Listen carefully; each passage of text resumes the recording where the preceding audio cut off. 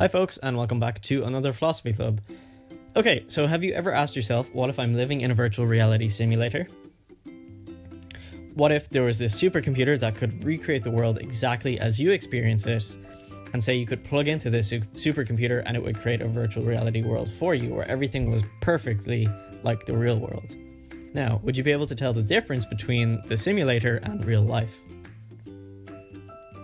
The short answer is no. Well, if the computer was that good, it could simulate you plugging in and out of it as well, right? And if it can do that, then you can never truly know whether you're still in the virtual reality or whether you're in real life.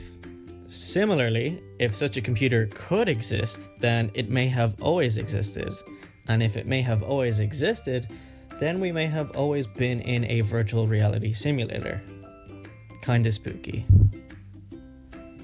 But common sense tells us that the world is real, and it's not a virtual reality simulator. And you'd get pretty mad if someone kept telling you that the world isn't real. This argument is sometimes called skepticism about the external world. And despite it seeming a bit silly, it has long philosophical roots.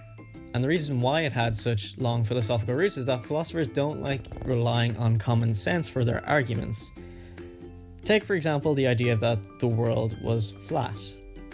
This was a commonly held belief, and it was considered common sense.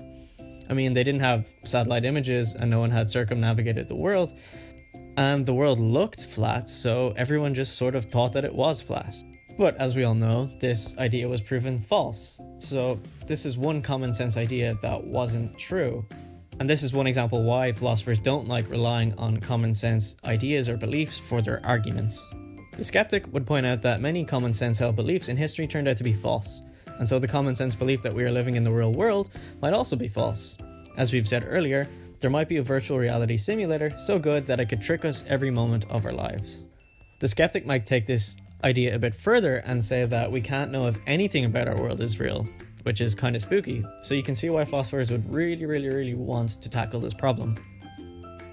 One philosopher in particular, René Descartes, wanted to disprove the skeptical argument. And he said that even if I don't know if the world outside of me is real, I know that I am real. And the reason why I know that I am real is because I'm having these thoughts. He might say, I know that I am a real thinking thing because I'm having the thought that I am thinking. Which is just basically to say that he knows that he is real because he is having the thought. Or as Descartes put it, I think, therefore I am. And for many, Descartes' solution didn't solve the problem, but it was a start. And it created a long history of philosophers talking and thinking about whether the world is real and coming up with solutions and other problems in trying to solve it. But what do you think? What do you think of the idea that the world isn't real or that you might be inside a virtual reality simulator? And what do you think of Descartes' idea, I think, therefore I am? One thing to note about the skeptic's argument is that even if they were right, we have no way of knowing whether they are right. So we might as well just keep on going, living our lives as if we had been right the whole time and that the world was real. Okay, I hope you enjoyed this week's Philosophy Club. I'll talk to you again next week, and hopefully we're planning on doing a philosophy event through Zoom next month, so keep an eye out for that as well. Okay, thanks.